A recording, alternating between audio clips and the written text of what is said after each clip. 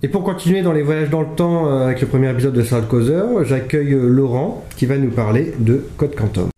Tout a commencé à l'époque où je dirigeais une expérience de voyage dans le temps appelée Code Quantum. Lors de cette expérience, une horloge cosmique déréglée me fit passer de l'état de physicien à celui de pilote d'essai. Ouais, Code Quantum, série des années 90, série très, très forte dans les années 90, qui était... On n'avait pas vu le voyage dans le temps comme ça, c'est pas très courant à l'époque parce que le problème du voyage dans le temps, c'est que ça implique souvent des budgets très importants, soit parce que...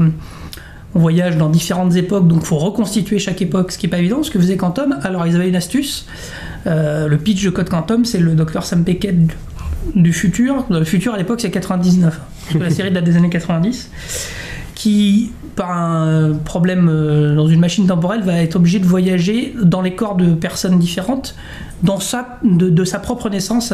Voilà. Donc comme il est né dans les années...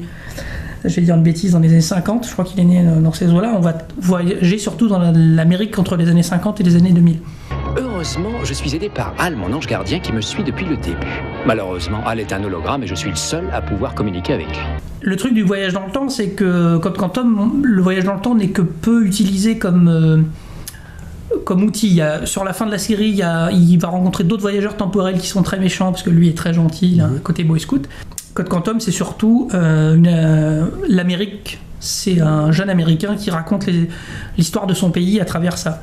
Un peu à la Forrest Gump, on va dire, qu'on voit traverser le temps, c'est un peu de la même manière. Et donc finalement, le problème du voyage dans le temps, c'est à quoi ça sert. D'abord parce que c'est très vite incohérent, parce que c'est très difficile de faire de la cohérence dans le voyage dans le temps, vu que l'effet précède la cause. Un très bon utilisation de voyage dans le temps, c'est Harry Potter 3, le prisonnier d'Azkaban, où on voit qu'en réalité, il n'y a pas de voyage dans le temps, c'est-à-dire que tout est déjà fait. Tout ce que vit Harry la première fois, quand il retourne dans le temps, en réalité, il l'a déjà vécu dans le sens où il n'y a qu'une seule ligne temporelle. Dès que vous faites autre chose, c'est le bordel. Donc après, quand les séries commencent à jouer avec ça, sur un certain nombre d'épisodes, c'est très compliqué. Donc en réalité, le voyage dans le temps, et Code Quantum pour ça est absolument formidable, c'est que ce n'est qu'un outil qui va servir des personnages, une narration. Donc là, il va se plonger dans l'Amérique des années 60, dans la ségrégation, parce qu'il va incarner un chauffeur noir, il va croiser Kennedy, il va incarner l'assassin présumé de Kennedy. Il va voyager dans les années 70 et le disco, il va participer à la première de Hamlet nu dans les années 60, qui était une espèce de période un peu révoltée. Il va retourner dans les années 50, enfin voilà. Quand ça travaille là-dessus, le voyage dans le temps est intéressant. Après, donc il faut trouver autre chose à côté.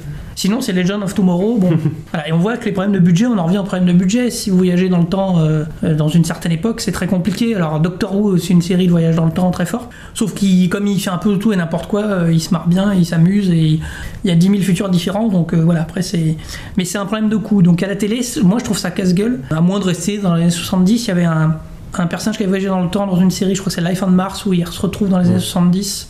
Et voilà. J'ai deux questions pour Code Quantum. La première, c'est que en fait, quand il voyage dans le temps, il a une mission à chaque fois. Oui. Mais alors, quel est le but de cette mission en fait ? Réparer les erreurs du passé. Principalement, c'est ça. Il y a eu un gros problème, c'est que c'est créé par Donald Bellisario, qui est un grand monsieur des années 80, dont la dernière création connue est NCIS. Bellisario est un peu religieux, donc au départ c'est Dieu qui dirige les sauts de Sam Beckett, le personnage de Code Quantum. Puis finalement, la chaîne lui a dit mollo sur Dieu, à un moment, on va faire. Donc c'est le destin, qui sera incarné à la fin par un barman d'ailleurs, qui pousse Sam à réparer des erreurs du passé, mais des petites erreurs, c'est-à-dire qu'il corrige jamais la grande histoire. Mais ce qui est intéressant, c'est qu'il va changer une petite histoire, il va sauver une femme qui va accoucher dans les années 60 dans le pilote, qui sans Sam Beckett et ses connaissances médicales serait morte en accouchement, ce qui était plus fréquent malheureusement dans les années 50. Il va sauver, je crois qu'à un moment il incarne une femme au foyer qui va finir par faire une fugue ou qui va protéger une fugue. Il va faire des petites actions et le destin ou Dieu à la fin lui dit mais à chaque vie que vous avez changé, ça en a changé d'autres, donc vous avez changé beaucoup de vies. La seule règle qu'il a, c'est de ne pas changer sa propre vie à lui, et il l'enfreindra parce qu'il sauvera son frère du Vietnam au prix de laisser son meilleur ami prisonnier au Vietnam pendant plusieurs années. Donc il se terminera par sauver son meilleur ami, enfin sauver le mariage de son meilleur ami. Mon Dieu, si tu viens du futur, tu dois savoir s'il est mort. Qui, Chuck ? Paul McCartney, l'album blanc. Si tu passes Révolution numéro 9 à l'envers, les Beatles chantent que Paul est mort. Non, Paul n'est pas mort, non. Après que les Beatles se soient séparés... Les Beatles vont se séparer ? Très bientôt, je crois. Seigneur, Attends que je dise ça, Hélène. Et Paul a formé un groupe qui s'appelle les Wings et ils font de très très belles chansons. Et John? Qu'est-ce que John va faire? C'est mon préféré. Et Cathy... John est... Ne lui dis pas ça. Donc niveau effet papillon, c'est très très minime. C'est très minime parce qu'il se balade tellement qu'on le voit très très peu finalement. Les effets papillons ne sont propres que sur Sam Beckett. À mon avis, une série alors inspirée d'un livre que... Alors moi j'ai lu le livre, j'ai pas encore vu la série, sur l'effet papillon et sur le voyage dans le temps. C'est 22 novembre 63, l'adaptation de Stephen King avec James Franco, où là c'est tout... C'est vraiment encore une fois, mais là littérairement ça se tient. Point de vue, je sais pas ce qu'ils ont gardé dans la série, mais littéralement ça se tient parce que c'est 600 pages et qu'il a le temps de développer ses effets papillons de manière très intéressante. D'ailleurs, dans Code Quantum, on peut spoiler, mais il sauve pas Kennedy. Non, il est transmuté en garde du corps de Jackie Kennedy, ce qui fait que Belisario prend pas parti pour savoir si c'est vraiment Oswald qui a tiré ou pas, ce qui fait tout le débat. Voilà. Donc la deuxième question, c'est ça reste quand même très américain. Très centré sur l'histoire d'Amérique. Ouais, faut être un peu sensible à certaines choses très américaines. Michael Jackson, Elvis Presley. Oui, parce qu'il va croiser beaucoup de personnes. Donc non, faut être. Je pense que le parallèle avec Forrest Gump est intéressant parce que c'est vraiment ça. C'est la plongée dans l'Amérique des années 50, la période phase de l'Amérique entre les années 50 et jusqu'à les années 90. Mais c'est surtout porté par ces deux acteurs principaux, Scott Bakula, qu'on voit en ce moment dans NCIS Nouvelle-Orléans, et Dean Stockwell, qui était un grand acteur, qui est un peu vieillissant maintenant, mais qu'on voit plus du coup. Ce serait très bien d'ailleurs, de remaker bizarrement Code Quantum. Je pense que, alors après, il faut retrouver un casting aussi fort, un duo aussi efficace, mais je pense que la série mériterait d'être refaite aujourd'hui avec des effets plus sympas. Est-ce qu'il y a un petit côté feuilletonnant quand même dans la série ? Très peu. Très peu. De temps en temps, il y a 3 épisodes. Non, c'est vraiment, on est dans le pur formula, une vie par épisode. Il y a des groupes de 2-3 épisodes par exemple, mais il y a très peu de feuilletonnants. Non, c'est des doubles épisodes. Quand il y a du feuilletonnant, non, il y a vraiment très peu de feuilletonnants. Sauf le problème de Hal, donc le personnage qui aide Sam, qui a raté son mariage et qui. Mais c'est hyper léger dans le sens où ça sera juste résolu à la fin. Et on en revient à ce qui était dit sur le côté. Feuilletonnant, c'est dur à tenir dans une timeline temporelle claire, cohérente et que tout le monde comprenne. Si tu commences à faire du feuilletonnant, t'en sors pas. Quoi. Est-ce que la fin est correcte ? Oui, il savait pas s'il allait faire une suite ou pas, mais c'est horriblement triste, c'est-à-dire que la série finit mal. Je vous dirai même pas pourquoi, mais la série finit entre guillemets mal, mais je trouve que c'est une belle fin, c'est-à-dire que ça clôt vraiment la série. Après, ça donne envie de faire autre chose. Et sinon, pour rebondir sur le voyage dans le temps, c'est évidemment hyper utilisé dans les séries de SF. Tu trouves pas une série de SF qui est pas sur un épisode de voyage dans le temps, que ce soit Stargate SG1 où ils vont en 69 par exemple, où ils sont coincés dans une boucle temporelle. Dans toutes les séries Star Trek, t'as un épisode quasiment dans le voyage dans le temps. T'as même un hommage en Deep Space Nine à la série originale où ils voyagent dans un épisode de la série originale.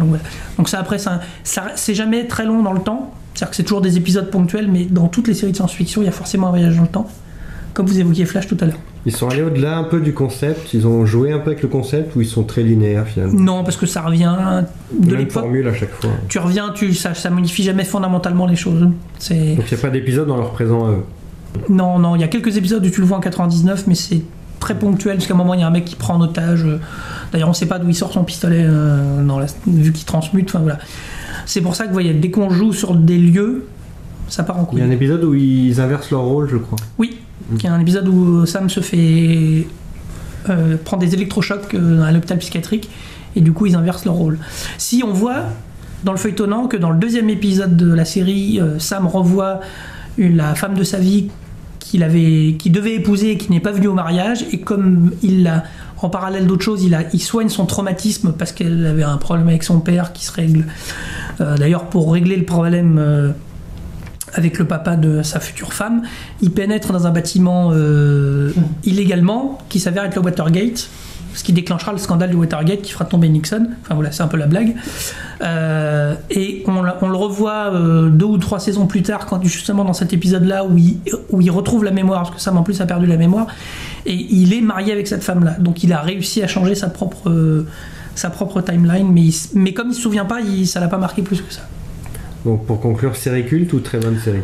Série culte parce que au moment où elle est sortie, on n'avait jamais vu ça, et que ça. Alors, Il n'y a pas vraiment d'avant-après, c'est-à-dire que la série n'a pas été reprise après, mais c'est quand même des séries moi, que je trouve très fortes, qui ont marqué beaucoup ceux qui les ont vues, donc ouais, presque série culte quand même, presque.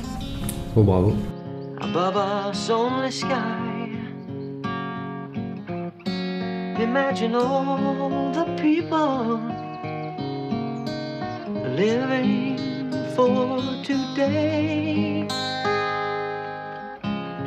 Imagine there's no countries. It isn't hard to do.